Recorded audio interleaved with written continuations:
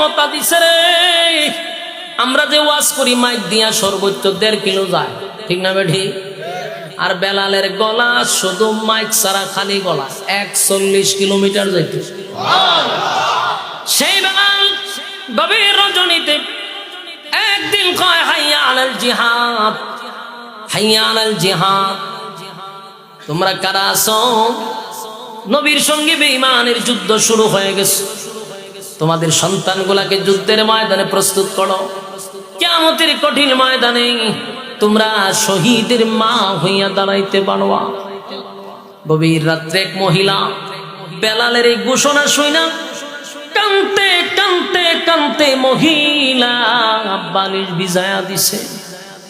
মহিলা কানতেছে বেলালের ঘোষণা শুইনা। মহিলার কান্না শুনিয়া 7 বছরের বাচ্চা ডাক দিয়া বলে, মা গো, ও মা, গভীর রজনীতে আমার বাবার কথা কি তোমার স্মরণ হয়ে গেছে, এই জন্য কান্দ? বলে, না। কেউ তোমারে মারছে? না। ব্যথা পাইছো? না। তাহলে কেন কান্দ? মহিলা ডাক দিয়ে বলে, বাবা রে, বেলাল প্রতিদিন কয় হাইয়া আলাস সালাহ, আজকে বেলাল কয় হাইয়া আলাল জিহাদ। মদিনার কত মহিলারা তাদের সন্তানকে যুদ্ধের ময়দানে পাঠাবে, সন্তানরা যদি শহীদ হয়ে যায়, মদিনার মারা সাহা শহীদের মা হয়ে আল্লাহর সামনে দাঁড়াবে। আমার একটা উপযুক্ত সন্তান নাই, আমি কারে যুদ্ধের ময়দানে পাঠাবো? আমার মনটা চায় আমি আল্লাহর দরবারে শহীদের মা হইয়া দাঁড়াইতে চাই। আর যুবক ভাইরা, সাহাবীরা জান্নাত এমনি এমনি পায় নাই গো। জান্নাতের প্রতি তাদের লোভ ছিল, আকর্ষণ ছিল। মহিলা এমন কান্না শুরু করছে, 7 বছরের বাচ্চা মার চোখের পানি মুছে দেয় আর কয়, মা গো, কান্দেন না, আপনার কান্না আমার দারুণ ব্যথা হয়। ও মা, কেন কান্দেন?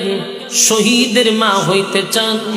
আমি আছি না, আমি আল্লাহর রাস্তায় শহীদ হয়ে যাব, আপনাকে আমি শহীদের মা বানায়া দিব।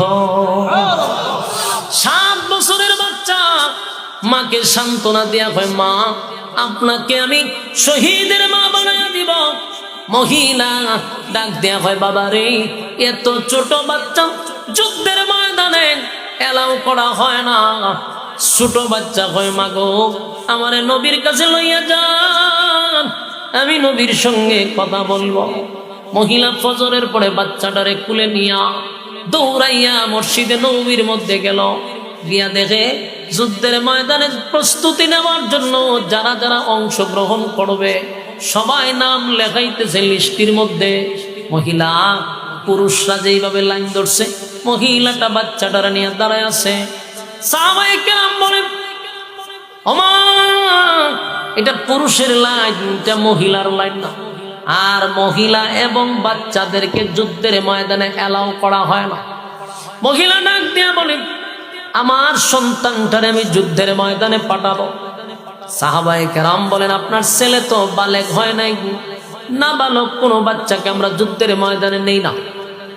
মহিলা কোনো মতেই মানে না, বুঝে না, শুনে না। এই শব্দ চলে গেল নবীর কান পর্যন্ত। আল্লাহর নবী বলেন, সাহাবীরা রে, কি ঘটনা ঘটলো? বলে, নবী গো, একটা মহিলারে কত না বুঝাইলাম, বুঝে না, মানে না, বুঝাইলেও মহিলা শুনে না। আগে নবীজি, এই মহিলা একটা 7 বছরের বাচ্চা লই আইছে। আল্লাহর নবী আয়েশা দেখে এক মহিলা 7 বছরের বাচ্চা লই আইছে যুদ্ধের ময়দানে নেওয়ার জন্য। আল্লাহর নবী বলেন, মা গো, এত ছোট বাচ্চা যুদ্ধের ময়দানে দেওয়া হয় না, কেন আনছেন? কোন কারণে আনছেন? বলে, নবী গো, গত বছর যুদ্ধের ময়দানে আপনার সঙ্গে আমার স্বামী গেছিল, আপনি ফিরে আসলেন, কিন্তু আমার স্বামীটা যুদ্ধের ময়দান থেকে ফিরে আসে নাই, শাহাদাত বরণ করছে।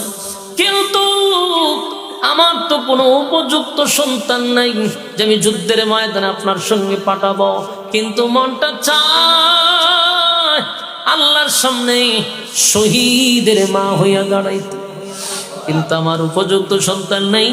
7 বছরের বাচ্চাটারে লইয়া আসছে, নেন আমার সন্তানটারে যুদ্ধের ময়দানে নিয়ে যা, আমি শহীদের মার নামের লিস্টিতে আমিও থাকতে চাই।